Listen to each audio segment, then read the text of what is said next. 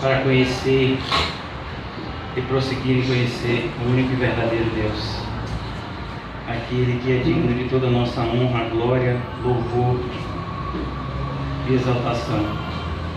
Nas quartas-feiras pela manhã, há algum tempo atrás, fomos guiados pelo Espírito Santo do Senhor a estarmos aqui trazendo justamente esse conhecimento sistemático da Palavra de Deus. E iniciamos essa jornada já há quase 2 anos de apresentarmos toda a Bíblia. No Antigo Testamento nós fomos um pouco mais rápidos, mas ao nos depararmos com o Novo Testamento sentimos a necessidade de diminuirmos um pouco o ritmo e termos meditado em cada livro, versículo por versículo. E assim tem sido feito. E hoje aprove ao Senhor que iniciássemos o estudo desse livro tão particular da Bíblia, que é o livro de Hebreus. O livro de Hebreus é um livro cheio de particularidades no Novo Testamento. Até o próprio nome, Hebreus. Às vezes a gente fica confuso, como é que é isso? É para os hebreus, mas eu sou cristão e esse livro vale para mim? E nós vamos estudar muitas vezes o autor do livro aos Hebreus. Estávamos estudando as cartas paulinas até semana passada, concluímos com Filemon, e havia uma tranquilidade em relação à autoria. Quem escreveu 1 de Coríntios, 2 de Coríntios, Romanos, Tessalonicenses, Colossenses, Gálatas, Efésios, Filipenses, 1ª, 2ª de Timóteo, Tito, Filemon. A tranquilidade era muito grande de saber que o apóstolo Paulo teria escrito essas cartas, instruído pelo Espírito Santo. Mas o livro de Hebreus ele traz consigo essa particularidade. Ninguém sabe precisar ao certo quem foi o autor do livro dos Hebreus. A grande certeza que nós temos é que o autor do livro dos Hebreus é o mesmo autor de toda a Bíblia, é o Espírito Santo de Deus. Mas a mão que ele usou para deixar eternizada, não somente na nossa mente, mas eternizada na história dos séculos, essas palavras nós não sabemos. Muitos se lançam nesse estudo de tentar de alguma forma encontrar na carta algum resquício, algum argumento que possa dizer não foi ele que escreveu, foi ele. Até pouco tempo atrás, até alguns séculos atrás, muitos apontavam para Paulo como o autor dessa carta. Depois alguns disseram que seria Apolo, por conta da erudição da carta, do conhecimento do judaísmo. Pessoas chegam a dizer que teria sido Barnabé. É uma vertente muito assim que muitas pessoas defendem, mas a grande beleza dessa carta é justamente que Deus quis ocultar de nós o autor para nos mostrar justamente que isso não importa. Mesmo as cartas que foram escritas por Paulo, o autor sempre foi Deus. Aquelas palavras não vieram da mente do coração de Paulo, porque se viessem da mente do coração de Paulo, não seriam palavras de salvação para nós. Então, o livro de Hebreus, ele nos traz essa particularidade. A data do livro de Hebreus, ela também é uma data difícil, Uma vez que a gente não tem o autor, também é uma data difícil de se precisar, mas em virtude do fato do autor dos Hebreus se referir tanto aos sacrifícios, que é o que tudo indica, ainda estavam sendo feitos no templo. Essa carta foi escrita muito provavelmente entre os anos 60 e 70. E por que essas duas datas? Porque lá no finalzinho da carta aos Hebreus vai ter um nome, o nome de Timóteo, e muito provavelmente é Timóteo, filho na fé de Paulo. E vai dizer que Timóteo ele foi solto e que o autor da carta aos Hebreus gostaria de visitar esses irmãos que estão recebendo em primeira mão a carta junto com Timóteo.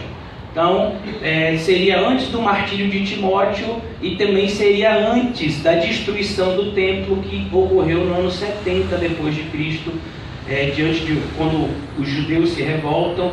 Roma, agora sem paciência com as revoltas constantes dos judeus, destrói completamente a cidade de Jerusalém, em especial o templo. Então, a data seria mais ou menos essa. O público original dessa carta na verdade, os cristãos judeus que estavam agora passando por uma dificuldade muito grande. Como é que eles iriam pegar todo aquele conhecimento do Antigo Testamento e praticar isso praticar isso no cristianismo? Eles estavam passando por dificuldades muito grandes. Eles estavam, inclusive, alguns estavam retrocedendo em relação a alguns princípios cristãos, porque eles não sabiam como conjugar essas duas coisas juntas. Eles não queriam jogar fora o ritualismo do Antigo Testamento, mas eles ficavam, muitas vezes até querendo seguir a Cristo, mas sem jogar fora aquele ritualismo. E a gente sabe que não dá. Para seguir a Cristo é necessário antes renunciar a tudo, inclusive a nossa religiosidade. Por isso que muitas pessoas, eu creio que muitos aqui já se depararam com isso. Quando a gente vem de uma formação, em uma igreja pentecostal, neopentecostal, e a gente se aproxima da teologia correta, a gente fica meio assim, mas meu Deus, mas eu pensei que quando eu subia no monte, que era bom na sexta-feira à noite, mas eu pensei que o culto de libertação era onde Deus mostrava o poder na igreja, mas eu pensei que quando eu aspergia lá o óleo ungido na minha porta, aí os demônios tudo saíam, Então, quando a gente vem e percebe que é a palavra, só a palavra e nada mais que a palavra, às vezes a gente fica com a cabeça em parafuso. Uma vez eu tive a oportunidade de me deparar com uma pessoa assim, de maneira prática. Essa pessoa estava ouvindo as pregações aqui, ficou ouvindo durante alguns dias, e depois essa pessoa disse: não, pastor, realmente, tudo que você falou é bíblico. Eu tive prestado atenção nas suas pregações, os estudos são bíblicos. O senhor não falou nada que não esteja na palavra, mas assim, eu não quero abrir mão das minhas ferramentas. Então, o que seriam as ferramentas dessa pessoa? Ele acreditava nessas manifestações, como se ele dobrar o joelho 17 horas por dia, as coisas vão acontecer. Quando ele vai para o monte em jejum, Deus se manifesta de forma especial. Então, esses ritualismos que muitas vezes são praticados até hoje, principalmente nessas igrejas de vertente pentecostal e neopentecostal, eles são extremamente difíceis de se desentranhar da nossa religiosidade. Então a gente vai ver, por exemplo, que nas igrejas pentecostais e neopentecostais, eles costumam ter o candelabro, a Arca da Aliança, sinais que façam algum tipo de referência ao judaísmo. A gente vai ver agora a moda da Igreja Universal. A Igreja Universal a gente sabe que é uma seita, mas ela seria colocada, do ponto de vista teológico, em uma igreja neopentecostal. Então a gente vai ver, por exemplo, que a moda deles agora é ressuscitar o judaísmo, Então reconstrói o templo de Salomão, os bispos, se vestem com uma espécie de capa, eles usam aquele kippah na cabeça, um negocinho na cabeça, assim, e tudo isso com o propósito de trazer algum tipo de espiritualidade falsa, porque essa espiritualidade não é verdadeira. Até essa cruz que está aqui atrás, ela é dispensável. Ela está aqui simplesmente para lembrar o tempo todo, para mim e para você, que nós pregamos aqui nessa igreja o Evangelho da Cruz. Então, ela está aqui só por isso, mas ela é dispensável. Nós não precisamos de nenhum tipo de símbolos, nós não precisamos de nenhum tipo de elemento de contato para que a nossa fé de fato seja verdadeira, visível e seja salvífica. E o livro de Hebreus, ele vem justamente com essa tarefa árdua de desconstruir e destruir paradigmas e preconceitos que muitas vezes nos foram arraigados, nos foram plantados desde quando nós éramos meninos. Então, muitos de nós, eu não sei você, mas eu fui criado no catolicismo. Então, por exemplo, quando eu passava por uma igreja, era comum eu fazer o sinal da cruz. Toda noite quando eu dormia, eu orava um Pai Nosso e uma Ave Maria. Era comum eu fazer isso, se tornou algo normal para mim, porque eu aprendi quando eu era menor a oração do anjo da guarda.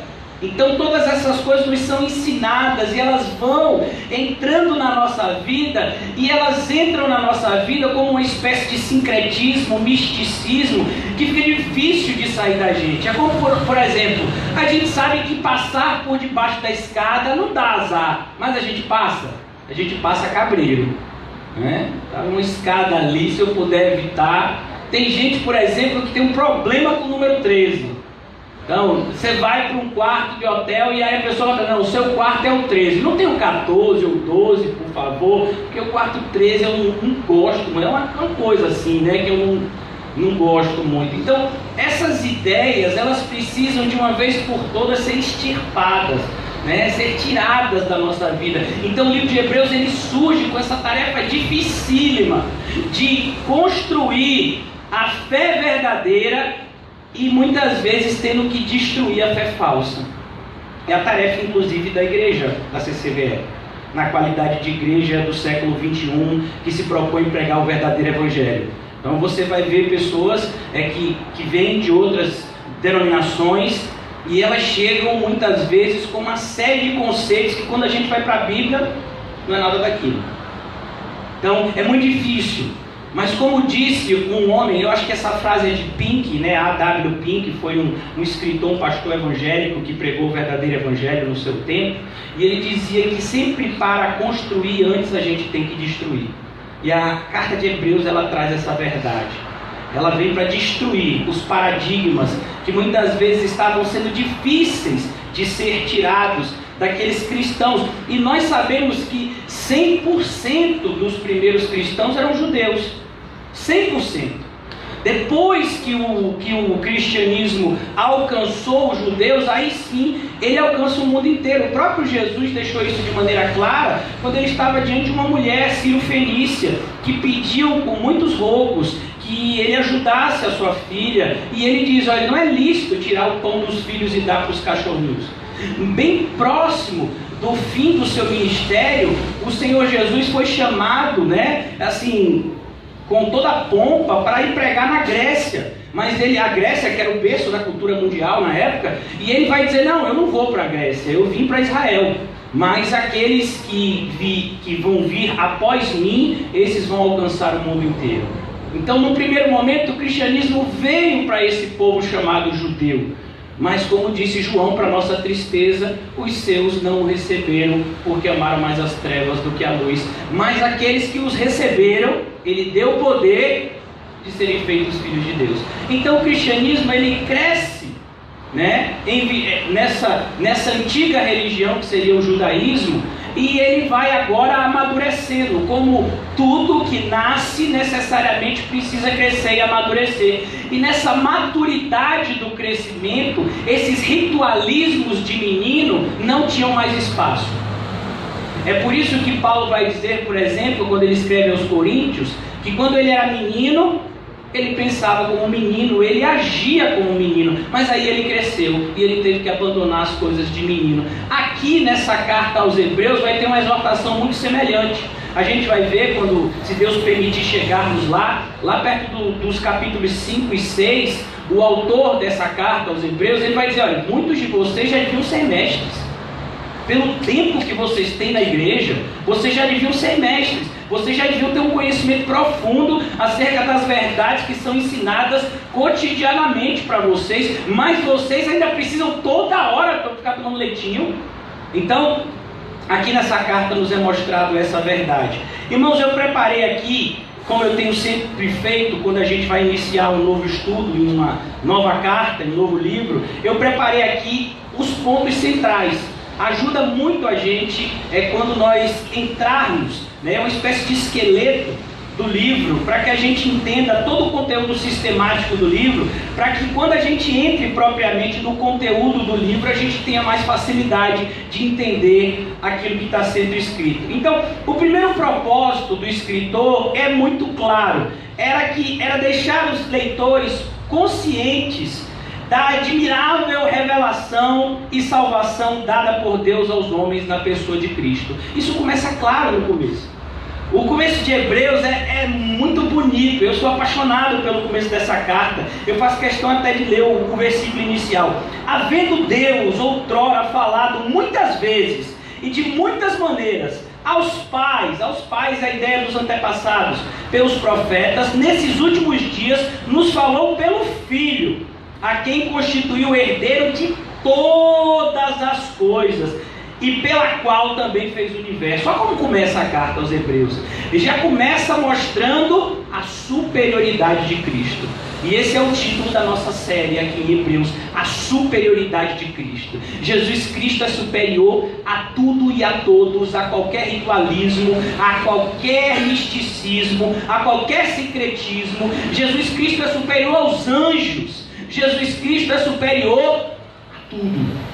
Então, aqui nós vamos ver que o propósito é esse: mostrar a superioridade de Cristo em relação à antiga aliança. A gente vai ver, por exemplo, a dificuldade que os fariseus e que o próprio povo judeu teve com os sermões que Cristo pregava.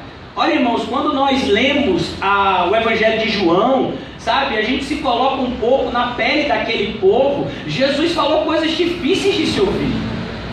Quando você pega os capítulos 6, 7 e 8 do Evangelho de João, Jesus falou coisas duras para aquele povo. Nós vamos ver um povo que se separava de forma errada, como está escrito em Romanos, capítulo 10. Eles tinham zelo por Deus, porém sem entendimento, ou seja, o zelo não tinha validade. Então, eles se separavam para Deus, eles faziam uma série de sacrifícios, de tolo, mas eram sacrifícios. E de repente, Jesus olha para esse grupo de religiosos. Eles eram tão religiosos que o seu próprio nome, fariseu, vinha de uma raiz que significava separado. Eles se propunham a obedecer ao máximo a palavra de Deus revelada até aquele momento, que era a lei e os profetas. E aí Jesus olha para esse grupo de pessoas que se diziam filhos de Moisés, descendência de Abraão, e Jesus diz: de Abraão? De Moisés? É tudo filho do diabo aí. Você já imaginou ouvir isso de Jesus? Você que está orando como um judeu orava 3 vezes ao dia, jejuando às vezes 2 vezes por semana, dentro do dízimo, do coentro, do hortelã, do cominho, buscando fazer uma série de coisas que na mente do judeu os aproximaria da salvação. E Jesus olha e diz: vocês são filhos do diabo. Coisa dura de se ouvir, mas era necessário. Você já viu como é que se destrói algo? Você já viu como foi destruído a Fonte Nova para que a Arena Fonte Nova surgisse?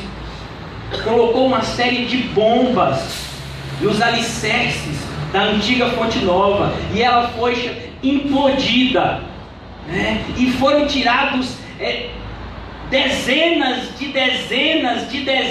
de milhões de quilos de concreto e ferro e uma série de coisas. Só depois que estava tudo limpo é que começou a construção dessa nova Arena Fonte Nova. O trabalho que dá muitas vezes, né, para você desconstituir uma estrutura que está condenada. Aqui mesmo a gente tem um privilégio de contemplar isso, que tem um centro de convenções bem pertinho da gente, né, esse elefante branco. A gente não sabe para que é, já caiu aí várias vezes, partes despencaram aí, e a gente vê isso. Então, até quando vai ficar aí? Não sei, né? Quem sabe aí é Deus. Mas a gente vê isso, uma estrutura enorme, bonita, que antes era referência, sabe? As formaturas todas eram feitas aí, a minha inclusive foi feita aí há quase 20 anos atrás, e agora não serve para nada. Muito provavelmente vai ter que ser implodido se quiserem fazer alguma coisa lá, porque a estrutura já está completamente corrompida. Então assim era o ritualismo da antiga aliança. Não que a revelação de Deus na lei fosse imperfeita. Não, a revelação de Deus na lei é perfeita. Imperfeito era o homem para se relacionar com essa revelação. Então a lei, ela vem na minha e na sua vida como um espelho. O espelho que mostra a feiura da gente, mas que não pode mudar a nossa realidade. E Cristo vem como aquele que muda a nossa realidade, porque só Ele tem poder para isso. Então, o relacionamento entre a lei e o Evangelho é um dos assuntos mais importantes de toda a Bíblia. E que se você, na qualidade de cristão, não souber delimitar direitinho esse relacionamento, o seu conhecimento em relação ao seu cristianismo sempre vai ser falho. Então a gente vê pessoas que são chamadas de antinomianistas. Que palavrão é esse? Pessoas que negam a lei. Não existe mais lei, agora é graça, a gente pode fazer o que quiser. Normalmente essas pessoas pegam o Antigo Testamento, rasga e dizem assim, vamos viver só o Novo. Mas a gente também tem os legalistas, que são aquelas pessoas que muitas vezes querem ressuscitar, né, os rituais da velha aliança. E todos esses dois grupos que estão infestando as igrejas hoje, eles estão errados.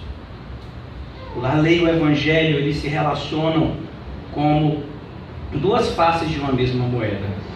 Se você não tem a lei, o Evangelho não vai trazer salvação para você. Se você não tem o Evangelho, a lei também não vai trazer salvação para você. Quem é que nos revela o pecado? É a lei. Quem é que traz a salvação do pecado? É o Evangelho.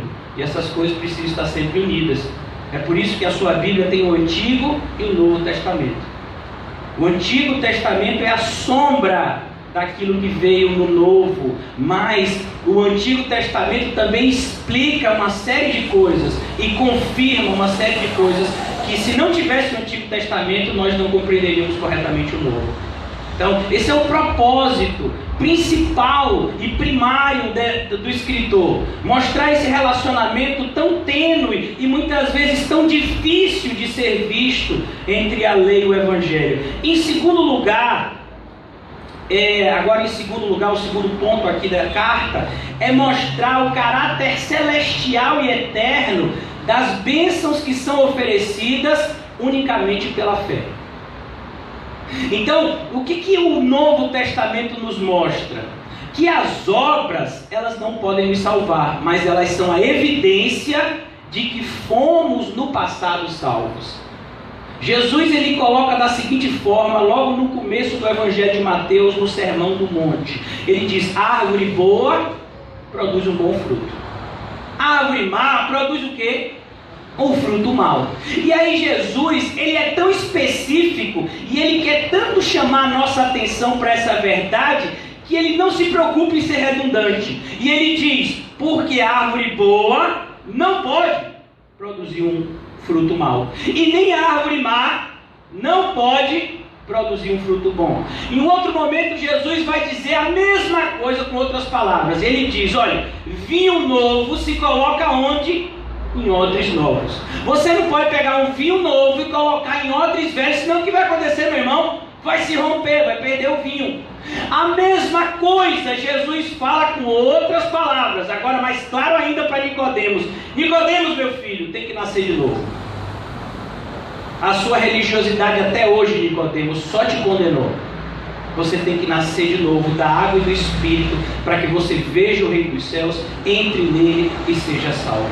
Então, é isso, irmãos. Quando nós aprendemos de fato, quando o véu foi rasgado e nós pudemos contemplar a verdadeira vontade de Deus, nós vimos que as bênçãos celestiais nos alcançam unicamente pela fé, por nenhum outro elemento material ou comportamental.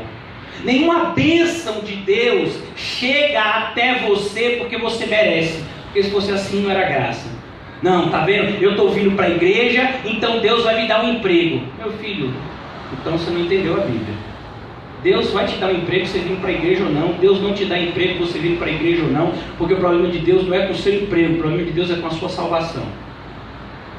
Então, muitas pessoas, até hoje, é tão difícil tirar isso da gente, né? A gente acha assim, sabe, olha, determinada coisa não deu certo porque eu não orei. Se eu tivesse orado, tinha dado certo. Ah, então o poder está na sua oração. Não, pastor, então eu não estou entendendo nada, então eu não vou orar mais. Você vai. Mas você não vai orar para as coisas acontecerem, você vai orar porque você é dependente de Deus. Como tem uma frase do pastor, se eu não me engano, Josemar Bessa, mais ou menos assim, se as dores te fizeram orar, elas já te abençoaram.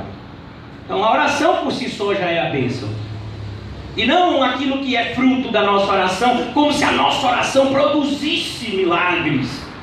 Não, o verdadeiro milagre é Deus colocar pessoas corruptas como nós para orar corretamente. A gente não sabe orar, a gente não sabe pedir como convém. E se não fosse o Espírito Santo intercedendo por nosso meio, a gente nunca apresentaria uma oração que de fato chegasse ao Senhor. Se não fosse o sangue de Jesus, nunca poderíamos ter as nossas orações diante do Pai, pois o nosso relacionamento estaria ainda cortado se não tivéssemos sido reconciliados através do sangue de Cristo. Então o escritor dos Hebreus vai mostrar isso. Não é nenhum comportamento, não é nenhuma obra. As bênçãos celestiais nos são derramadas pela fé. E isso é muito claro nos escritos de Paulo, principalmente na carta aos Efésios. Quando Paulo escreve aos Efésios, ele vai logo no começo deixar de maneira clara para aqueles cristãos que haviam vindo do paganismo. A realidade dos Efésios é um pouco diferente, mas no final era o mesmo. Por quê? Porque aqueles cristãos vieram de uma espécie de bruxaria e ocultismo. Quando a gente vai lá para o livro de Atos, a gente vai perceber que um monte de livro de magia foi queimado quando houve um avivamento em Éfeso. E aí Paulo vai escrever para esse pessoal e vai dizer: cuidado para você não misturar bruxaria com cristianismo e fazer uma salada de fruta. Tem igreja que é assim. É pombagira, é tranca-rua, 7 caveiras, 7 facadas, né? Caveira é outro, né? E aí mistura tudo, você não sabe se está falando de candomblé ou de Bíblia, não, ela mistura tudo, dá uma salada de fruta. Meu irmão, Bíblia, e só a Bíblia. Não traga mais nada para aqui, porque se você misturar qualquer gotícula de outra coisa com a Bíblia, já não é mais a verdade que você tem. Você já tem outra substância que é chamado de falso evangelho. Não pode haver nenhuma mistura. Por isso que Paulo escreve aos Efésios, e logo no versículo 3 do capítulo 1 ele diz: nós já fomos abençoados com toda a sorte de bênçãos espirituais nas regiões celestes. Então, você não vai ser abençoado porque você veio para a igreja, você não vai ser abençoado porque você ofertou e dizimou generosamente. Todas essas coisas são consequências da verdadeira bênção que já nos alcançou em Cristo Jesus. Então, olha que separação. Hoje em dia é muito diferente. Você vai conversar com uma pessoa: não, pastor, se eu não fizer a minha parte, Deus nunca vai fazer a dele. É mesmo? Chama o pessoal lá do Campo Santo para fazer a parte dele. Pega um daqueles mortos lá e diz assim: bora, limpa aí o seu caixão. Vamos lá, eu quero ver você limpando aí na sua lápide. E nada, rapaz, bora, moço, levanta daí, rapaz, levanta para cuspir. Será que o morto levanta? Pois é assim que o povo está morto, em delitos e pecados, a menos que o Espírito Santo revivifique. Essa é a verdade espiritual que é representada na Bíblia. Então, quando nós observamos essa verdade, irmãos, nós vemos que até em nós mesmos, cristãos do verdadeiro evangelho, precisamos o tempo todo, é como uma grama, tá podando a religiosidade que cresce todo dia na gente. Hoje, por exemplo, você está aqui no verdadeiro evangelho, mas se você não tomar cuidado, a grama da religiosidade cresce e amanhã você já está um religioso e não mais um cristão genuíno. Não, eu tenho que fazer isso para Deus fazer aquilo. Não, se eu não fizer aquilo, Deus não faz aquilo. Não, eu tenho que fazer assim para Deus fazer assado. Pô, meu filho, então já não é evangelho. Evangelho, as coisas são alcançadas unicamente pela fé. Fé pura, simples e poderosa. O elemento mais poderoso do mundo. É justamente nesse livro que a definição de fé nos é trazida. Pelo menos a definição de fé bíblica. Está lá no capítulo 11, no versículo 1. Vamos lá rapidinho, só para a gente manusear um pouco o livro. Olha, a fé que dá a salvação é a certeza de coisas que se esperam. Percebeu? Não é você fazer nada, mas é você ter certeza de que aquilo que já foi feito deu um resultado na sua vida. Paulo, escrevendo aos Tessalonicenses, o pastor Ricardo até colocou esse texto maravilhoso no WhatsApp hoje para a gente. Lá em 1 Tessalonicenses ele diz: ó irmão, fique tranquilo. Acho que 1 ou 2 Tessalonicenses, faz um pouco a memória. Ele vai dizer: fique tranquilo. É justo diante de Deus que as pessoas que nos estão perseguindo hoje sejam punidas por Deus. E eles de fato vão ser, mas não agora, naquele grande dia quando Cristo voltar. Percebeu? Então os cristãos eles estão sofrendo no tempo presente porque eles sabem que há um futuro glorioso para eles. E por que eles sabem isso? Porque a fé revelou para eles uma segurança e uma certeza de que as promessas de Deus explicitadas na sua palavra se concretizarão independentemente daquilo que as circunstâncias nos mostram. Deus não precisa de leis materiais e universais para fazer nada. Então, se Deus está dizendo que vai fazer algo, por mais improvável que seja, Ele faz. E é assim que a gente crê. Então a fé é isso, é você ter certeza daquilo que você está esperando. E por que você tem tanta certeza? Porque foi Deus que falou, na palavra dele. Fé não é você acreditar no aleatório, não é você acreditar no que vem na sua mente. Isso não é fé, isso é pensamento positivo. Não, eu acredito que nesse ano de 2018 vai ser só vitória. Isso não é fé, isso é pensamento positivo. Não, eu acredito que aquilo que eu vou fazer ali vai dar certo. Isso não é fé, isso é pensamento positivo. Fé é acreditar na Bíblia e somente nela. Então foi Deus que falou, e como está escrito na própria palavra, Deus não é homem para que minta, e nem filho do homem para que se arrependa. Você não leva a sua palavra a sério, mas Deus leva a dele. Então a fé é isso, é você ter certeza daquilo que você espera, porque foi Deus que falou. E aí ele vai, e para confirmar, ele diz a mesma coisa. Quando uma coisa é muito importante na Bíblia, ela é repetida logo depois. A gente vai ver esse modo de ensino várias vezes na palavra, né? Quando algo assim deve ser chamado a nossa atenção, aí ele repete. Então Paulo vai mais ou menos repetir a mesma coisa com outras palavras. É a convicção de fatos que não se veem. Então assim, isso é fé. Você não está vendo ainda que Jesus Cristo está voltando, mas Ele está voltando. Você não vê ainda a cidade celestial, mas você sabe que ela existe. Você não está vendo a sua coroa da salvação, mas ela está aí na sua cabeça. Isso é fé, convicção. Nós não estamos vendo a pessoa de Cristo aqui de maneira física, mas Ele está aqui no nosso meio. Isso é fé. Então, é essa fé que aqueles judeus precisavam ter agora. Porque antes, irmãos, a fé dos judeus era uma fé extremamente ligada a elementos.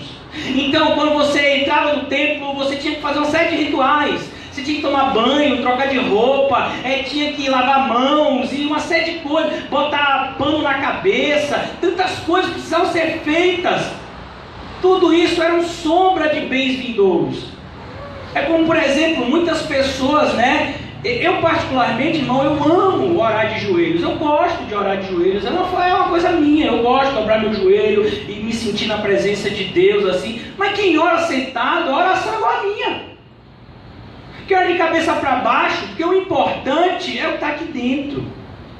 O importante não é a sua posição na cadeira ou onde você esteja. O importante é a sua posição diante de Deus e em espírito.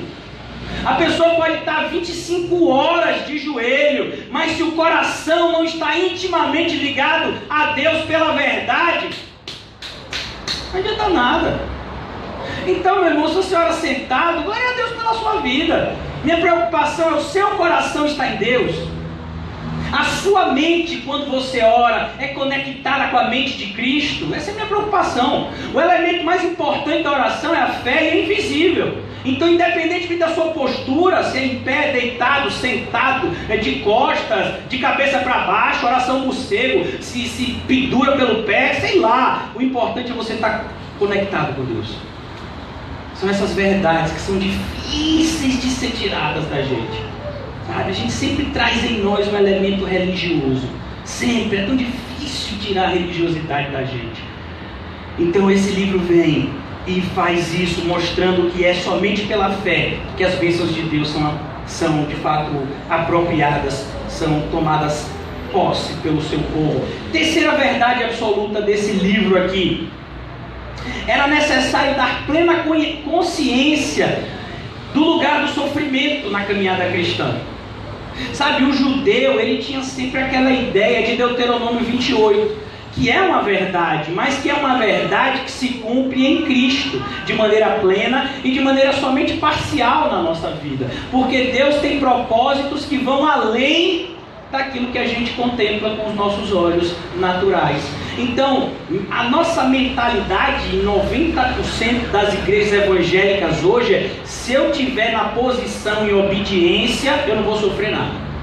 Eu não vou ter dor de dente, minha televisão não vai quebrar, meus relacionamentos pessoais vão ser maravilhosos, vai ser igual aquela música herética das cantoras aí: agora é só vitória, só vitória, só vitória, a luta acabou. Por quê? Porque eu estou na posição. Sabe, é comum, às vezes eu conversava com algumas senhoras, na época ainda que eu estava no falso evangelho: não, meu filho, eu sou de jejum e oração. E Deus fez questão disso para que eu tivesse tanto ódio do falso evangelho como eu tenho hoje. Então, eu gostava muito de um camarada herético chamado Marcos Feliciano. Ele é tão herético, né, que até ouvir a voz dele dói hoje em dia. Mas eu gostava das pregações dele. E o principal é como crente que não conhece a Bíblia é enganado. O que eu mais gostava das pregações dele era a oração inicial. Até hoje eu me lembro: olhe, Senhor, envia anjos poderosos em 5 quilômetros quadrados, que qualquer demônio seja queimado agora. Rapaz, eu me arrepiava todo. Porque ele dava essa ordem para o mundo espiritual em 5 quilômetros quadrados. Não sei nem de onde ele tirou isso.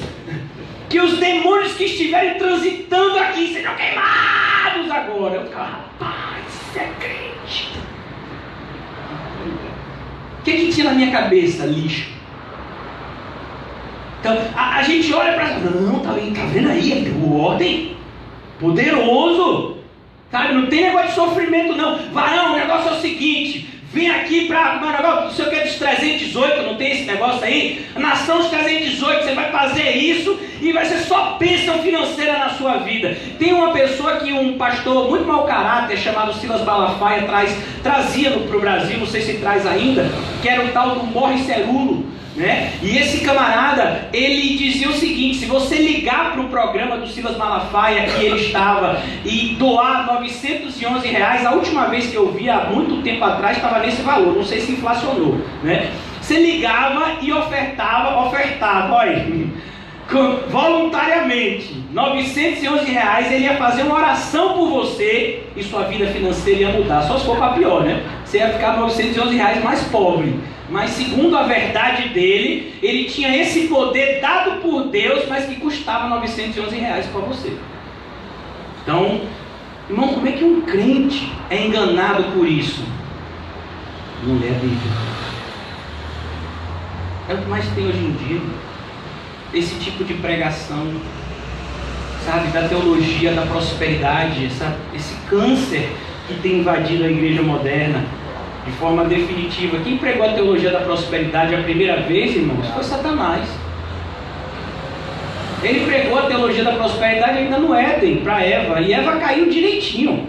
Ele disse: ó, Eva, esse negócio de ficar dependendo de Deus não é coisa boa. Você come desse fruto e você vai ser como Deus. É isso que a teologia da prosperidade faz. Você é o seu próprio Deus. Você obedece a algumas regrinhas e Deus fica obrigado em lhe dar tudo que você quer. Deus é obrigado. Sabe? Você está dizimando, então não admito que quebre nenhum eletrodoméstico de minha casa. Eu sou dizimista fiel. Sai, devorador, migrador, cortador. Tchau. Se não fosse tão triste, a gente até daria risada. Porque devorador e migrador são espécies de gafanhotos que existiam lá na época. Não são demônios que vêm aqui para roubar seu dinheiro, não. Provavelmente essas igrejas estão roubando a sua inteligência. Então a ideia desse livro é mostrar justamente que o sofrimento é algo que deve ser comemorado pelo crente. Eu vi uma alegria no coração bem profundo, na profundeza do coração de vocês. E você vê, essa verdade não está só no livro de Hebreus, mas ela está muito forte no livro de Hebreus, mas ela também está no livro de Tiago. Lá em Tiago diz: fique feliz quando passar por todo tipo de tribulação. A gente vai ver aqui uma das partes mais lindas desse livro de Hebreus, é o que é chamado assim pelos estudiosos de a galeria dos heróis da fé. E eu quero acreditar que o seu nome está lá. Aleluia. Então aquela galeria dos heróis da fé começa falando de homens como Enoque, Abraão, Moisés, mas chega no final e vai falar de um monte de gente anônima. Pessoas que perderam tudo, mas que continuavam alegres em Deus. Pessoas que recusaram ser salvas.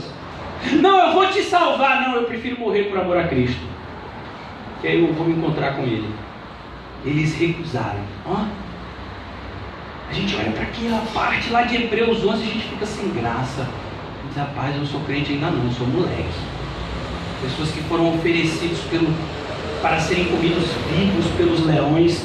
E você sabe como os leões, quando eles avançavam os cristãos, a maior parte dos cristãos estavam louvando. Olha que coisa bonita. Eles sabiam que dentro de alguns instantes eles seriam devorados vivos pelas feras. Irmãos, isso é uma morte dolorosa. Imagine um leão arrancando um braço, o outro arrancando uma perna, e você vendo isso acontecer com outras pessoas ao seu redor, e todo mundo na plateia assistindo, e os cristãos estavam orando e louvando a Deus naquele momento tão difícil.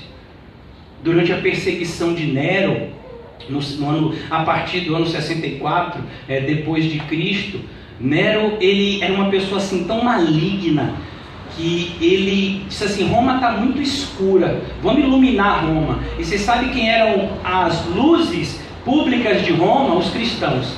Toda tarde, antes de anoitecer, cristãos eram amarrados em estacas, o corpo dos cristãos era colocado em piche, né?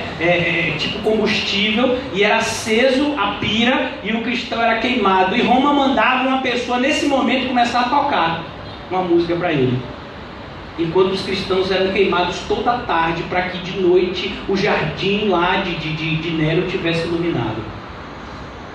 E os cristãos, eles não retrocediam na fé. Por quê? Porque eles tinham a fé verdadeira. Mas hoje a gente chega num período da igreja tão medíocre que a gente não pode ter uma dor de dente, que a gente quer abandonar a igreja. A gente não pode ter dor nenhuma. Os cristãos agora parecem de porcelana. Não pode passar por nada. Você fica, meu Deus! O que foi, meu filho? Alguém lhe matou? Foi? Não, minha unha encravou. E agora, o que eu faço da minha vida? Eu tenho uma unha encravada. Eu não vou conseguir mais viver com essa unha encravada. Meu Deus do céu, eu estou desesperado. Minha casa está sem feijão. Só tem arroz, macarrão, filé mignon, mas não tem feijão. Esses são os cristãos de hoje, sabe? E qualquer coisinha, é um escândalo. As pessoas perdiam todas as suas posses. Havia naquela época as expropriações. Como assim? De tempos em tempos a perseguição contra os cristãos aumentava. Então, de acordo com governadores locais, os governadores locais do Império Romano, eles tinham autorização de iniciar a perseguição se eles bem quisessem entendessem. Então, de repente, ele via algum cristão que tinha uma condição financeira boa, dizia assim, você é cristão, então sua loja não é mais sua, é minha, vem para cá. Você não é cristão? Então perdeu tudo. O seu reino é no céu, então me dê aquilo que é seu na terra. E os cristãos não têm o direito de fazer nada. Muitas vezes eles perdem os seus bens só por serem cristãos. E a gente vive nesse universo onde as pessoas ficam até se questionando. Vem cá, será que o dízimo é bíblico ou não? As pessoas não querem nem ofertar esse mínimo que é 10%. E Barnabé deu tudo. Ananias e Safira tentaram dar um pouco menos e foram mortos. Então as pessoas ficam, não, isso não é bíblico. Sabe como é que eu me relaciono assim? Quando Deus toca no meu coração, eu pego 1 quilo de alimento e dou para um pobre na rua. Meu irmão, quem disse para você que é assim que você faz? O meu coração, o que é enganoso? Porque Malaquias não existe na sua Bíblia. Não, pastor, mas não é assim não. Malaquias é na antiga aliança. E deixou de ser bíblico porque é do Antigo Testamento. Ele tem que ser interpretado agora à luz do Novo. Mas ele não deixou de ser bíblico aquilo que está escrito. Roubará o homem a Deus? Vocês estão me roubando. Essas palavras são eternas. Elas não mudaram porque veio o Novo Testamento. Em Mateus 23, Jesus vai dizer, olha, dão o dízimo do que da hortelã e do cominho, fazeis essas coisas. E estão esquecendo de outras, porque era necessário fazer todas as coisas para agradar a Deus, e não somente algumas, e achar que Deus deveria se contentar com isso. Mas a gente vive debaixo de um universo tão egocêntrico dentro da igreja, onde até para que uma pessoa oferte nessas falsas igrejas tem que haver uma barganha. Meu irmão, se você não ofertar, aí Deus não vai abençoar você. Sabe? Não é desse jeito. Só vale a oferta se ela vier de um coração amoroso, voluntário, generoso, porque Deus não ama quem dá por obrigação ou por necessidade. Deus ama aquele que dá com alegria. Percebeu? O livro de Malaquias agora é explicado. O problema não era a quantidade do dinheiro, o problema não era o dinheiro em si, o problema era a falta do amor verdadeiro por Deus em relação àquele povo. E isso continua valendo para nós hoje. Por isso que você tem que saber interpretar o Antigo Testamento à luz do Novo Testamento, porque as palavras que estão lá no Antigo Testamento valem cada uma delas. Jesus disse de maneira muito clara: eu não vim abolir a lei, eu vim cumpri-la. Eu vim mostrar um caminho muito mais excelente, acima até do que a lei, mas não desmerecendo nem esquecendo dela. Então o livro de Hebreus nos mostra a importância do cristão se relacionar com o sofrimento, com a abnegação, com a renúncia. Irmãos, quando Jesus convidava as pessoas para seguir a Ele fazia 3 afirmações claras: você quer me seguir? Quero Jesus. Então renuncie a tudo. Tome a sua cruz e me siga. Era assim que era o convite de Jesus para os seus discípulos. Então, aqui no livro de Hebreus, essa verdade, ela é ainda mais aclarada, através da vida dessas pessoas que renunciaram, que perdiam suas posses, que muitos eram assassinados em ambientes em que em tempos em que a perseguição era mais ferrenha. Mas ele dizia: olha, fique firme, porque os sofrimentos do tempo presente não podem se comparar com a glória que nos está reservada, como disse Paulo. Então, essa é a verdade, irmãos. A quarta verdade essencial desse livro de Hebreus. Em quarto lugar, era necessário que eles ficassem sabendo que haveria um julgamento terrível para aqueles que rejeitassem a Cristo e retrocedessem para o judaísmo. Sabe, irmãos, a gente prega e a gente traz sempre essa ideia de que há um custo de seguir a Cristo. E quando eu falo custo, eu não estou falando do ponto de vista financeiro, não. Estou falando do ponto de vista muito mais caro, que é o do ponto de vista pessoal.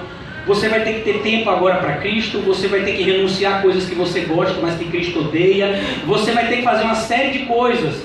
Então, quando você olha para essas verdades, muitas vezes você diz assim: não, o pastor disse que se é para seguir a Cristo, tem que ser de verdade. Eu ouço isso muitas vezes de alguns irmãos do CAC e de alguns irmãos até que vêm para a igreja. Não, pastor, o evangelho que você falou é isso mesmo, e assim, mas eu ainda não estou preparado, sabe? Eu ainda não estou preparado para ser crente. Mas aí eu pergunto: você está preparado para ir para o inferno? Porque só tem esses 2 caminhos. Você não está preparado para ser crente, você não está preparado para perdoar, amar, renunciar, mas você está preparado para ir para o inferno? Porque só tem esses 2 caminhos. Então o livro de Hebreus, ele deixa de forma muito clara. Ele diz: olha, os que retrocedem para a perdição. E eles dizem uma verdade, e ele diz uma verdade ainda mais clara: horrenda coisa é cair na mão do Deus vivo. Está escrito aqui no livro de Hebreus. E a gente vai chegar lá, se Deus permitir. Então há um peso de seguir a Cristo, mas há um fardo muito mais pesado de não seguir a Cristo. Sabe, seguir a Cristo é algo doloroso. Seguir a Cristo é algo que, eu estou falando isso do ponto de vista da carne, porque do ponto de vista do Espírito é maravilhoso. Do ponto de vista do espiritual, seguir a Cristo é a melhor coisa do mundo. Mas a nossa carne, ela sente de outra forma. Como está escrito na carta aos Gálatas: a carne e o espírito estão brigando o tempo todo. Então você vai seguir a Cristo, você de repente tem que acordar mais cedo para vir para a igreja. Você vai ter que fazer uma série de coisas que vão ser, no primeiro momento, desconfortáveis para você. Você vai ter que aprender a perdoar. Uma das coisas mais desconfortáveis para o cristão é o perdão incondicional. Fulano fez isso para mim, pastor, o que é que eu faço? Perdoa. 100% das vezes que as pessoas chegam para mim: fulano fez isso para mim, o que é que eu faço? 100% das vezes eu digo: perdoa. Aí depois você vai falar outra coisa que você pode fazer também, mas em primeiro lugar é perdoar. A pessoa me ofendeu, me xingou, me ameaçou, fez isso, fez aquilo, o que é que eu faço? Perdoa. Ah, pastor, perdoa? Ou então, aí é comum às vezes a pessoa dizer: não, pastor, fique tranquilo, eu já perdoei, só não quero perto de mim. Então você não perdoou. Então é isso. Aí você diz assim: tá bom, eu vou me esforçar para perdoar, mas tem uma coisa mais difícil que perdoar. Pastor, aí o senhor vai forçar a barra. Amar quem te odeia é mais difícil que perdoar. E a Bíblia diz que se a gente amar só os que nos amam, que diferença tem entre os ímpios? Nenhuma. Os ímpios também agem assim. Então a gente tem que amar quem nos odeia. Você ama os políticos da Lava Jato? Quantas vezes você já orou lá pelos corruptos? Não, pastor. Teve uma vez que eu vi uma pessoa que se dizia cristã e que disse assim, coitada da pessoa que estava transmitindo o vídeo, ó, não vai ficar problema. Não, Senhor, protege qualquer dor de coluna, porque o pastor não fica quieto. Diminuíram o meu púlpito, então eu tive que ficar agora descendo e subindo. Então a ideia aqui é, você tem que orar, você tem que amar os que te odeiam.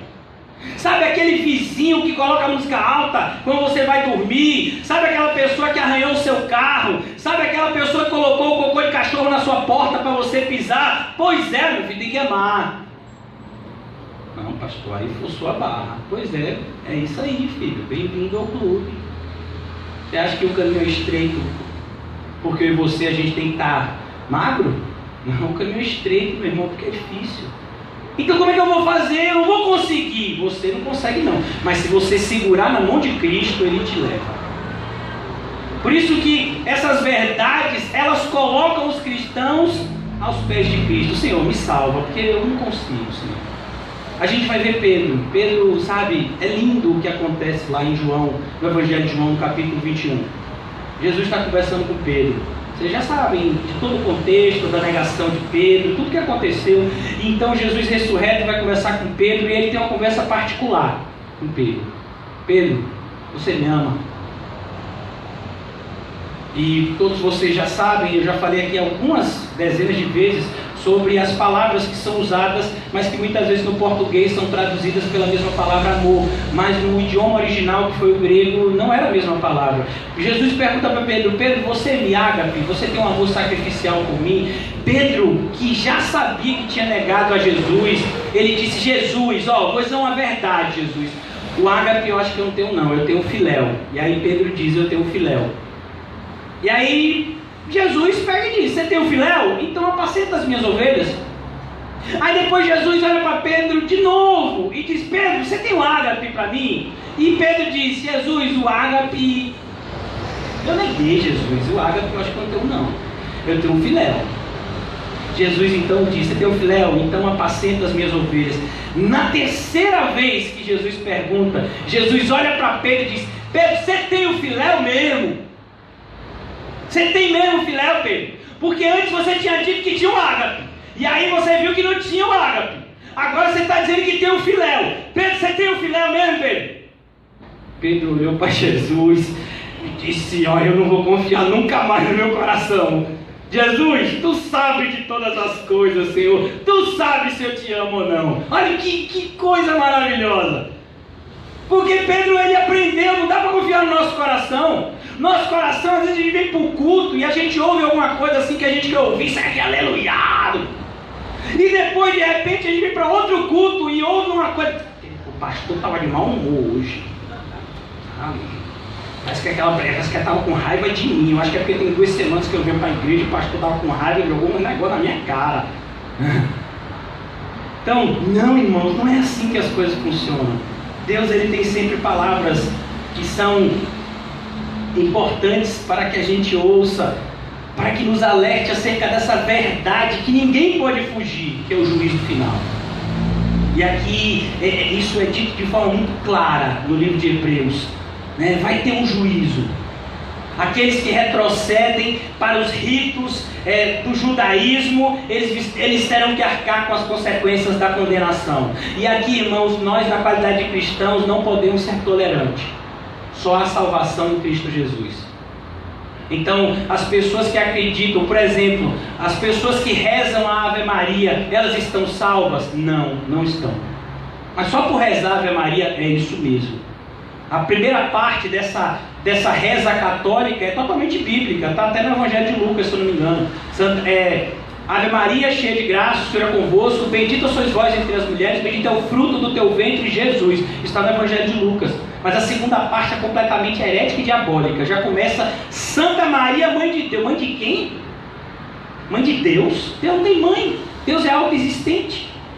Santa Maria, mãe de Deus, rogai por nós. Maria pode rogar por nós. Maria não podia rogar por ela, ela precisou ser salva.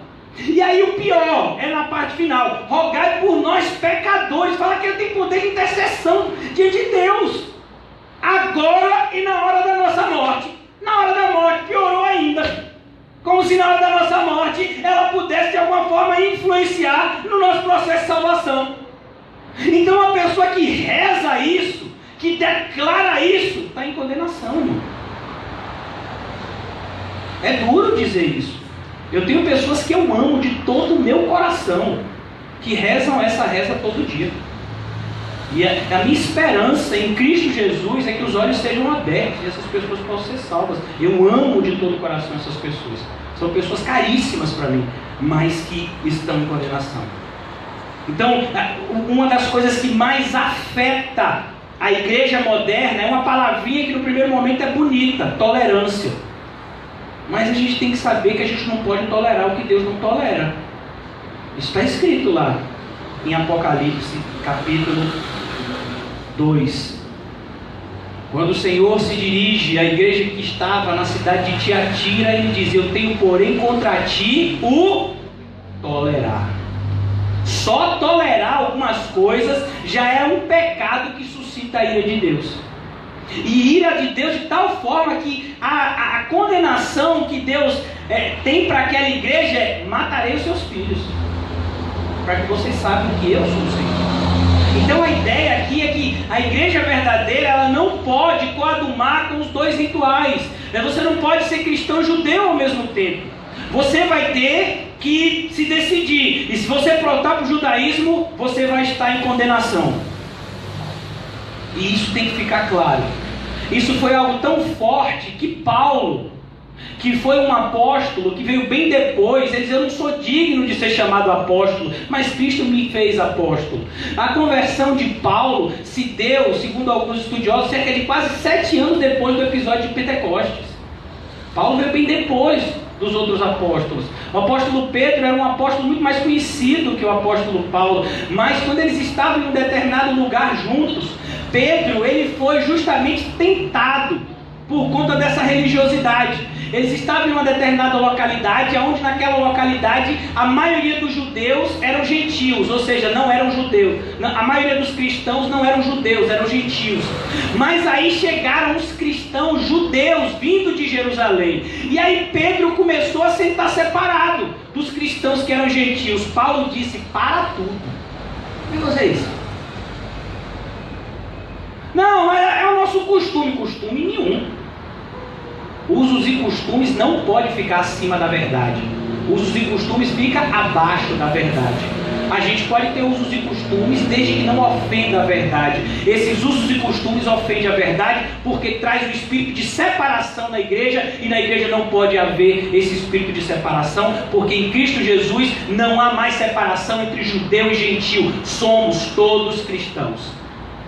Então perceba como isso, até o próprio apóstolo Pedro, um homem cheio do Espírito Santo, promulgador das verdades eternas de Deus, ele foi engodado pelo seu próprio coração e durante alguns instantes permitiu que esse ritualismo voltasse a ser importante para ele. Olha o cuidado que a gente tem que ter. Se Pedro teve problema com isso, imagine a gente. Daqui a pouco a gente, sabe, irmão, não, mas eu já sei dessas verdades, mas e aí? Tem que se relembrar dela todo dia.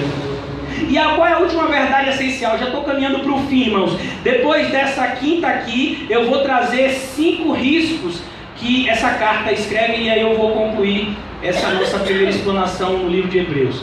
Qual é o último propósito aqui? E na verdade é um resumo de todos os outros, né? É impulsionar essas pessoas para conhecer Cristo ainda mais. Sabe, o cristão, ele jamais está satisfeito com aquilo que ele conhece de Cristo. Porque por mais que a gente conheça de Cristo, nosso conhecimento é muito pouco.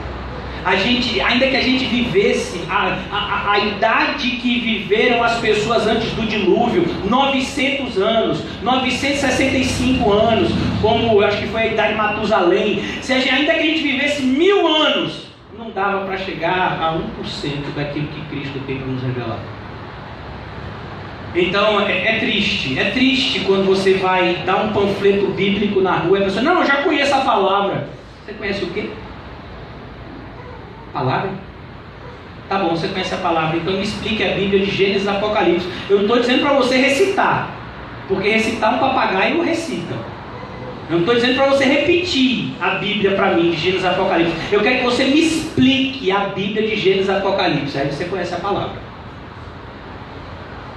É porque a gente acredita que, porque decorou alguns versículozinhos, porque a gente faz parte da igreja há 2, 3 anos, porque a gente toma a ceia, porque a gente oferta ou faz qualquer coisa. Não, eu conheço. Você conhece o que, meu filho? Você conhece? Um homem chamado Hudson Taylor, ele começou a contar somente nos últimos 20 anos da sua vida. Ele leu a Bíblia 200 vezes, isso mesmo. Nos últimos 20 anos da sua vida, ele leu a Bíblia 10 vezes por ano.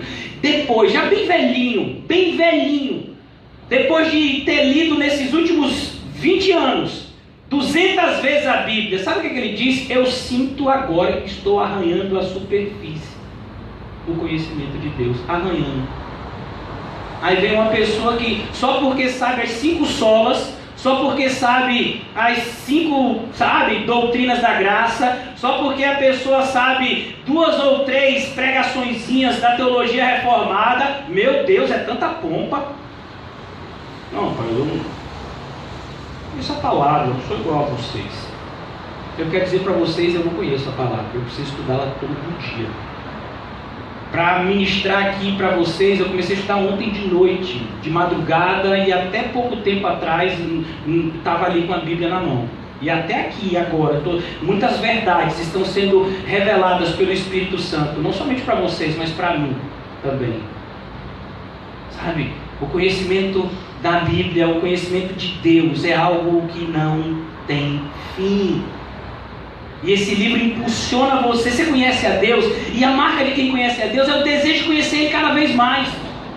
Sabe, por exemplo, uma pessoa que ama a Deus, diz, rapaz, começaram o estudo de Hebreus, eu não quero perder. Hebreus, rapaz, sempre quis conhecer esse livro. Tem um monte de passagem que é complicada para mim. Rapaz, vocês estão estudando Hebreus mesmo, como é que eu faço para participar? Me dê um endereço aí do Facebook, do vídeo. Talvez eu não possa estar lá fisicamente, mas eu quero ver, porque eu preciso aprender o significado das passagens que estão nesse livro. Então, é esse desejo que o escritor dos Hebreus quer produzir nos cristãos. Essa ideia de que o conhecimento de Deus não é algo que pode ser alcançado aqui na terra. O conhecimento de Deus é algo que é como você beber a água do mar. Você sempre sente mais sede. Quando você de fato se aproxima de Deus, o desejo que cresce no seu coração é: eu quero me aproximar mais ainda. Eu quero me aproximar. Quando você recebe um pouquinho da graça de Deus, Senhor, eu quero mais. Porque Deus em Cristo Jesus é totalmente desejável para nós, inclusive o seu conhecimento. Então essa carta é escrita com esse propósito, despertar esse conhecimento das pessoas pela pessoa de Cristo. Cristo.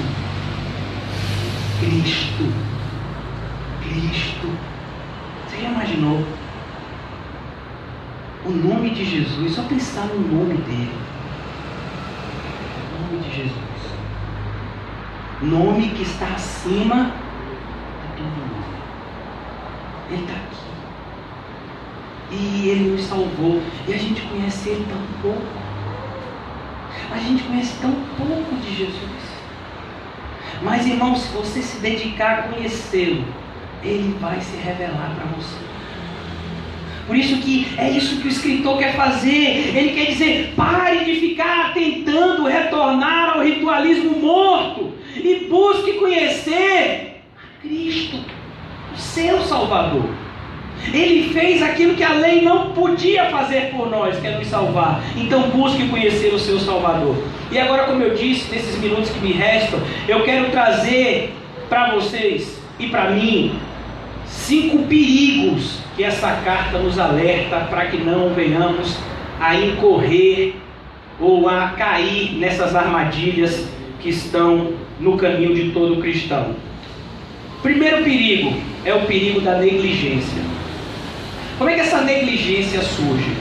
E a negligência surge principalmente porque algumas pessoas não sabem se relacionar corretamente com o Antigo Testamento. E aí elas costumam dizer, não, o Antigo Testamento não vale mais para nada. E hoje em dia a gente vai ver, por exemplo, que tem gente que acha que não precisa congregar. Tem gente que acha que não precisa ter pastor. Tem gente que acha que não precisa ter um ministério na igreja. E esse livro de Hebreus, é nele que está escrito essa afirmação: e não deixemos de nos reunir como igreja. Ó, está lá no capítulo 10. Não abandonem a congregação como se tornou o costume de alguns 2000 anos atrás. As pessoas já estavam sendo guiadas por esse espírito de independência, diga-se de passagem, diabólico. Então assim, eu sou crente, mas não faço parte da igreja. Ou eu não faço parte da igreja local. Eu sou cristão, mas não tenho pastor. Não gosto de ninguém me intrometer na minha vida. Não tenho nada a declarar para ninguém. Meus problemas são eu e Deus. Um monte de gente está assim na igreja. Então isso é negligência. Negligência em relação aos meios de graça. Negligência em relação à forma como Deus fundou e formou a sua igreja. Deus constituiu, vimos isso aqui ontem no livro de Efésios, como Deus constituiu para o seu povo pastores e mestres, para que a sua igreja pudesse ser apacentada. Nesse livro de Hebreus ele vai dizer: lembre-se daqueles que apacentam vocês. Lembre-se, estejam do lado deles, estejam estimulando eles, estejam orando por eles. Nesse livro de Hebreus, essa menção vai ficar muito clara. Então, não é porque a lei ela não salva que a gente vai negligenciar verdades que a lei trouxe.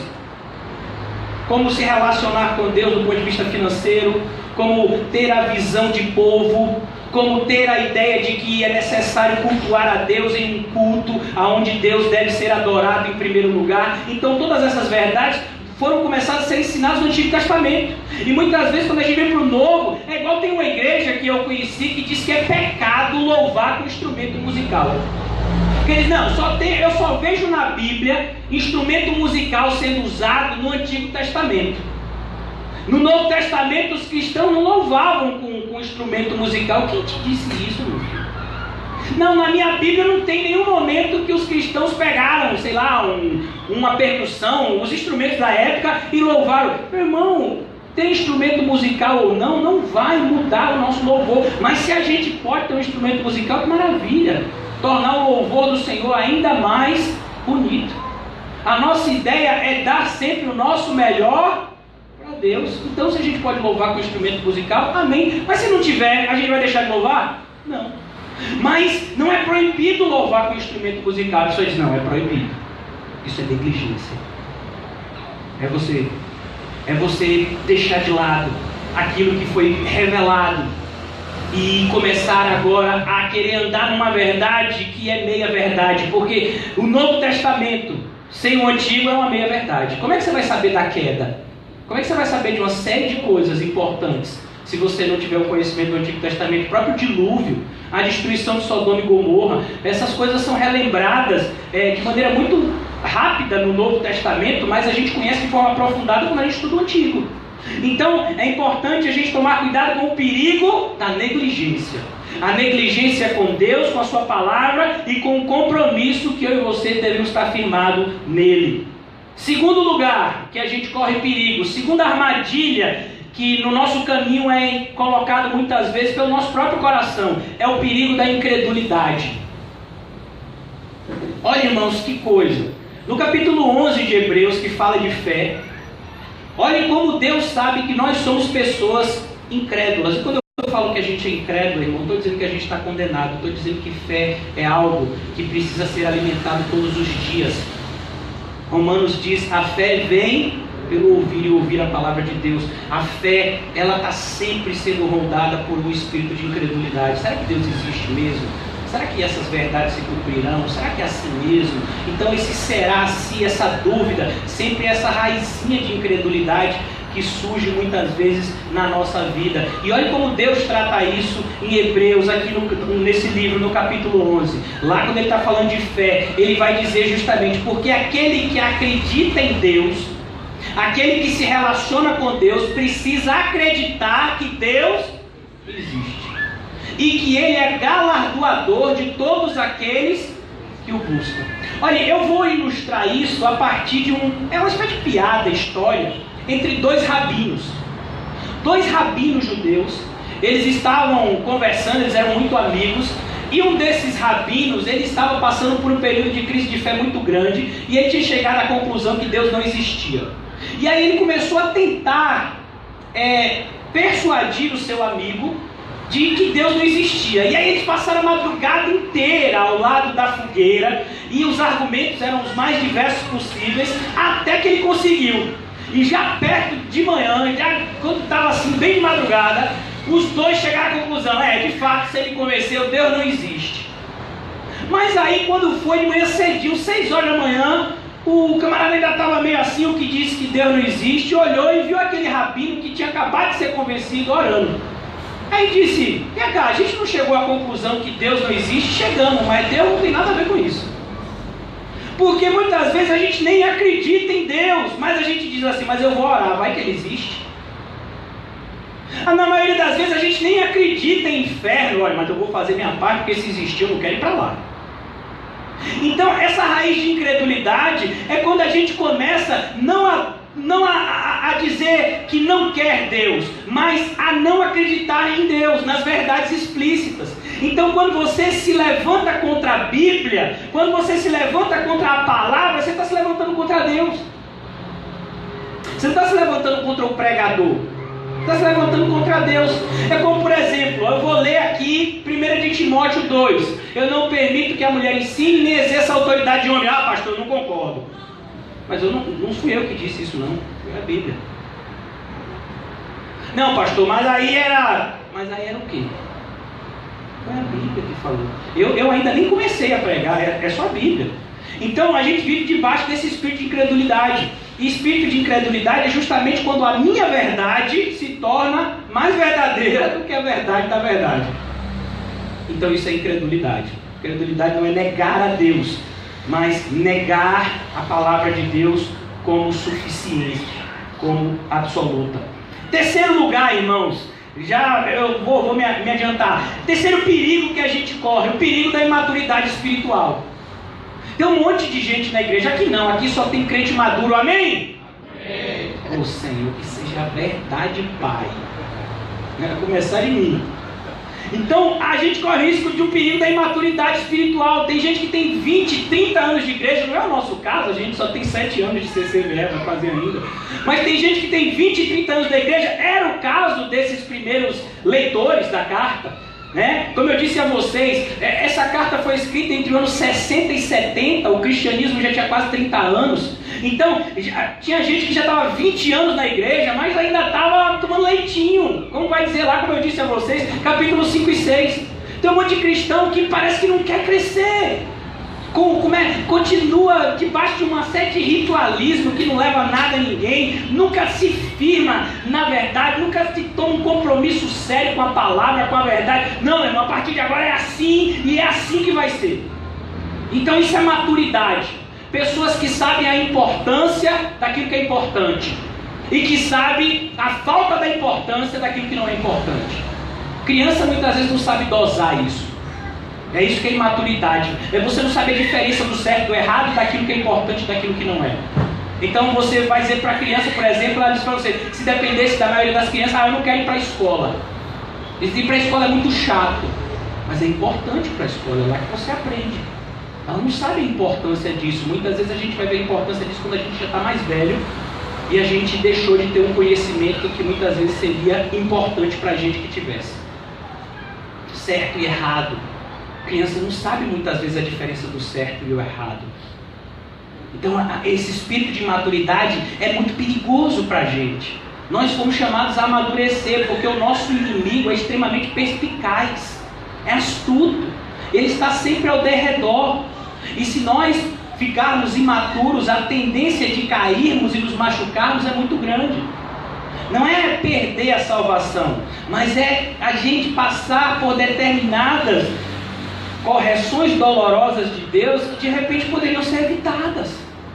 A gente vai ver que tem algumas coisas que poderiam ser evitadas. Em 1 Coríntios 11 vai dizer, olha, se vocês avaliassem a própria vida de vocês, vocês não precisariam o tempo todo estar sendo disciplinados por Deus. Então a gente precisa amadurecer na nossa fé. E o perigo é esse perigo de imaturidade espiritual que muitas vezes circunda a vida espiritual do crente. Quarto risco que a gente corre, e esse risco todos nós corremos todos os dias, é o risco de deixar de perseverar. A gente vai ver isso lá em Hebreus 10, 26 a 39. Cuidado com aqueles que estão retrocedendo na fé. É difícil você ver uma pessoa debandar, meu irmão, sozinho. Normalmente ela quer levar outros consigo. Cuidado com aqueles que estão abandonando a fé.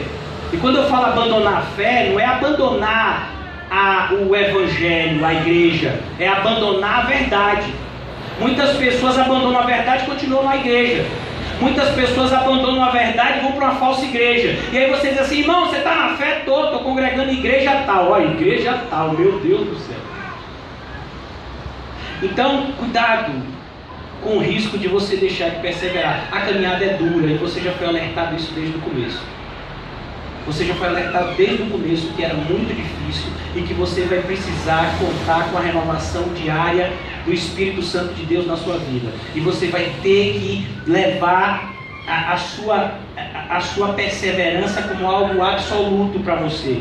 Porque se você retroceder, você retrocede para a perdição. Então a gente tem sempre esse perigo de deixar de perseverar, todos os dias. Ah, pastor, quer saber de uma coisa? Eu não aguento mais.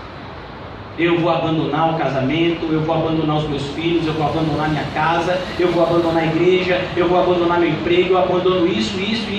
Perceba, irmãos, não é o fato de você deixar de vir para a igreja, mas é o fato de você deixar de viver a vida que Cristo tem para você. Eu quero tirar, justamente hoje, o meu propósito aqui, o propósito do escritor de Hebreus e de Deus, é tirar de nós qualquer espírito de religiosidade. Porque, como eu vou dizer, tem pessoas que deixaram de perseverar em Cristo, mas ainda estão na igreja. Elas não estão mais perseverando em Cristo. Para elas, a palavra de Deus não tem que ser levada à risca. Existem algumas coisas que elas já abandonaram da verdade de Deus, mas por algum espírito de religiosidade ainda estão na igreja. Essas pessoas já deixaram de perseverar, independente de estarem nos bancos. Então, essa perseverança é algo muito mais além do que fazer parte de uma igreja local, ou de uma igreja local bíblica, que é o nosso caso.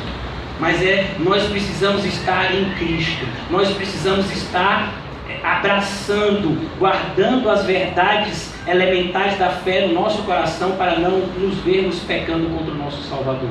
E o último perigo, para que eu conclua aqui já a explanação de hoje, é o perigo sempre presente na vida da gente de recusar a Deus. Sabe, é quase que uma consequência do quarto. O quinto é quase que uma consequência do quarto. Quando eu deixo de perseverar, significa que eu recusei a Deus. Recusar a Deus não significa recusar a Deus enquanto ser, mas recusar a Deus enquanto ser supremo e dono da nossa vida. Então, a pessoa que deixou de perseverar é a pessoa que muitas vezes entende: quer saber de uma coisa? Deus que me perdoe, mas a vontade de Deus que se exploda, eu vou fazer a minha. Sabe? Não estou mais aguentando isso, não estou mais aguentando aquilo. Então, recusar a Deus é nesse sentido, de você muitas vezes se ver em situações onde você vai dizer: quer saber mais de uma coisa? Eu vou chutar o pau da barraca. Olha, irmãos, isso é tão assustador que eu não sei se vocês tiveram a mesma experiência que eu, mas eu pude presenciar que a vida dos que foram crentes por um tempo e abandonaram a fé é muito mais promíscua do que pessoas que muitas vezes nunca tiveram fé. É impressionante isso. Sabe, como as pessoas que nunca tiveram nenhum relacionamento com o Evangelho muitas vezes são mais morais e corretas do que alguns evangélicos que se desviaram. Porque, sabe, quando uma pessoa ele se coloca nessa posição de conhecer, mesmo que parcialmente, mesmo que ineficazmente conhecer a Deus, sabe, ele conheceu a Deus, sabe algumas verdades elementares, como que haverá um juízo, haverá uma justiça, haverá punição para os pecadores e os pecados que eles cometem. A pessoa já conheceu essa verdade e ela diz: quer saber de uma coisa? Não estou nem aí para isso. Essa pessoa ela já não tem mais princípio moral nenhum na vida. Uma pessoa que deu as costas para Deus, ela dá as costas para qualquer um. Sabe, muitos daqueles que não conheceram ainda o Evangelho, eles não tiveram acesso a essas informações que alguns falsos crentes já tiveram. Eles tiveram informações preciosas acerca do destino dos ímpios, mas ainda assim eles preferiram viver a sua própria vida e recusar a vida que Deus tem para eles. Esse é o perigo que a gente corre, quando a gente coloca os nossos desejos e vontades em primeiro lugar do que a vontade de Deus. Sabe, é o que a gente mais ouve, é o chamado de hedonismo cristão, né? É o que a gente mais ouve hoje em dia nas igrejas. Deus quer que você seja feliz. Então, se você está no 4º ou 5º casamento, não tem problema, o importante é que você seja feliz. Sabe, você é feliz sendo uma pessoa adúltera, então adultere. Você é feliz se embriagando todo final de semana, o importante é você ser feliz. Então a gente está debaixo desse perigo de recusar a Deus como de fato Ele o é. Deus não é um personagem que a gente criou. Deus é um ser autoexistente e supremo em relação a toda a sua criação. Então quando nós começamos a seguir a nossa própria versão de Deus, a gente já recusou a Deus. É por isso que eu costumo dizer para as pessoas, você não pode acreditar em um Deus de 65 livros da Bíblia. A Bíblia tem 66 livros. Se você acredita somente em 65, o seu Deus é falso. Ainda que você disse, não pastor, o único livro que eu não levo a sério é o de Filemon. Então seu Deus é falso, porque o livro de Filemon revela atributos de Deus que são indispensáveis para a nossa compreensão correta dele, porque senão não estariam na Bíblia. É justamente a Bíblia que delineia a personalidade de Deus para que possamos adorá-lo em espírito e em verdade. E é somente esses adoradores que Deus está procurando. Os outros serão rejeitados. Assim como a adoração de Caim foi rejeitada, a adoração dos falsos adoradores será rejeitada por Deus também. E é isso que esse livro mostra. Então que o Senhor desperte em nós essa responsabilidade de estarmos o tempo todo avaliando o nosso coração e a nossa mente para saber se aquilo que cremos, na verdade, é a verdade. Ou se em algum momento entrou resquícios de sincretismo, misticismo, religiosidade morta no nosso coração e a gente nem percebeu. Então o tempo todo a gente tem que estar podando o nosso coração, para que o que esteja nele seja somente a verdade da palavra de Deus. Vamos orar. Senhor, muito obrigado por esse dia em especial, muito obrigado por essa palavra, Senhor, como eu precisava dela, Senhor. Muito obrigado, Senhor. Eu oro por mim, por cada irmão aqui, Senhor, que seja tirado de nós qualquer resquício de religiosidade morta, Senhor. Nos ajuda a termos, hoje e sempre, uma espiritualidade viva. Que de fato, Senhor, todos nós tenhamos sido regenerados. E aqueles que ainda não foram, que possam ser, Senhor. Ajuda-nos, Senhor, a estarmos como novas criaturas diante de Ti, Senhor. Que tudo aquilo que era velho e que era ultrapassado seja tirado de nós e no lugar seja colocado aquilo que é eterno, Senhor. Nos ajuda, meu Deus, a viver não debaixo das sombras, mas debaixo das bênçãos espirituais que já nos foram derramadas em Cristo Jesus, Senhor. Abre os nossos olhos para que não nos vejamos como está escrito na Tua palavra, Senhor. Quando a lei de Moisés era lida toda semana, o povo estava ainda cego, oh meu Deus, mas quando Cristo era revelado, eles vinham a enxergar. Que assim seja em nós. Senhor Jesus, esteja sempre diante de nós, Senhor, abrindo os nossos olhos, abrindo a nossa mente, abrindo o nosso coração e nos tornando cada vez mais parecido contigo, Senhor Jesus. Senhor Jesus, nos ajuda a enxergar a Tua presença viva e real na nossa vida, não somente hoje, aqui agora, mas a cada instante, Senhor. Ajuda-nos, Senhor, a lhe prestar uma adoração, Senhor, que de fato glorifique a Ti, com a nossa vida sendo vivida como um culto vivo, santo e agradável a Ti, Senhor. Despede-nos nessa manhã debaixo dessa verdadeira bênção, que é uma nova vida com Cristo e em Cristo. Assim nós te agradecemos em nome de Jesus. Amém e graças a Deus. Amados irmãos, saúde-se mutuamente com um cumprimento santo e diga para o seu irmão, de fato, o caminho é estreito, mas é esse que leva para o céu.